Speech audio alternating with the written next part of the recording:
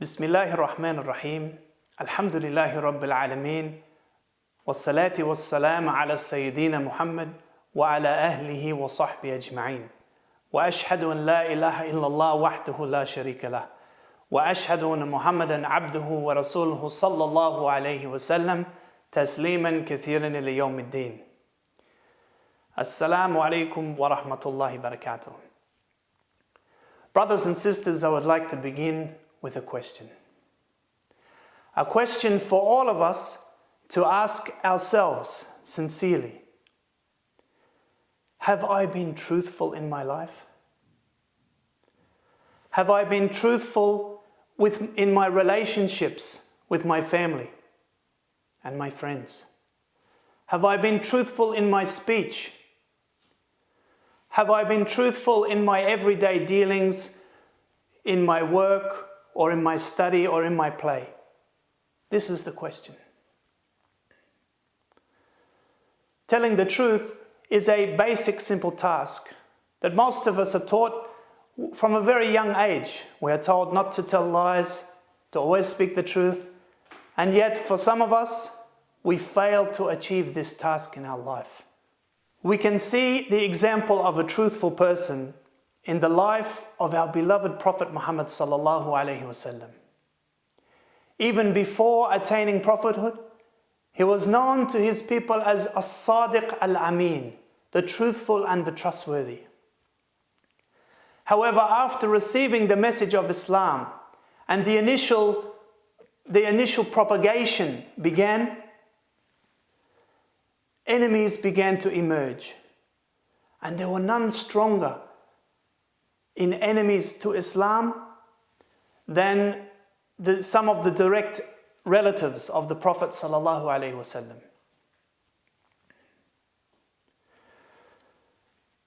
These people, who were not only the relatives of the Prophet Muhammad sallallahu alaihi wasallam, they were also the leaders of Mecca, the leaders of the city. And they tried every measure to stop the message of Islam from spreading. They tortured the believers. They beat them. They placed them in prison. They even placed a boycott on them so that they were not allowed to trade with any of the people inside Mecca. However, despite this hatred that they had in their hearts towards Islam, they never doubted the trustworthiness of the Prophet Muhammad sallallahu alaihi wasallam. And this can be seen in the hijrah of the Prophet sallallahu alaihi wasallam, the migration from Mecca to Medina.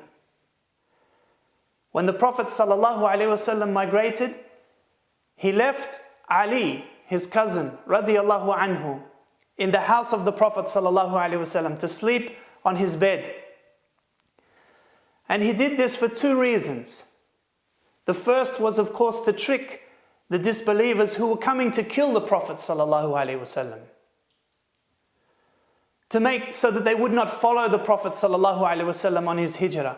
But the second reason was so that Ali radiallahu anhu could return their property to them, that they had left to the Prophet sallallahu alaihi wasallam as a trust or an amana. So even though these people were the enemies of Islam, and they had been trying now for 13 years to destroy Islam and killing Muslims, the Prophet ﷺ remained honest and had all of their belongings returned to their rightful owners. Islam, my brothers and sisters, is often referred to as a way of life rather than a religion. And it teaches us certain aspects of life that improves the manners and the etiquette of the human being. And truth is one of these manners and etiquettes that everybody loves to hear and everybody loves to see. In a narration from the Prophet sallallahu alaihi wasallam, he said in the English language,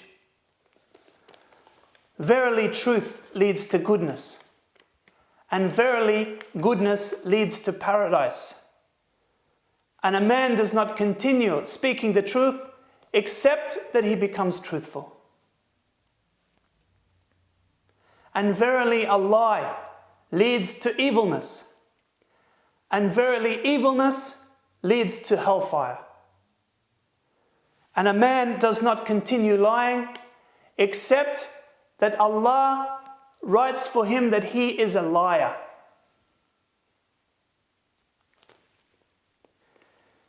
In the first part of this hadith, my brothers and sisters, the Prophet ﷺ is saying that truth leads to goodness. So the one who has a habit of speaking the truth, he's always telling the truth, this encourages him to do other good deeds. In his work, in his worship, in his dealings with his family, he becomes truthful. And this leads him closer and closer to the paradise. سبحانك وبحمدك أشهد أن لا إله إلا أنت أستغفرك وأتوب إليك.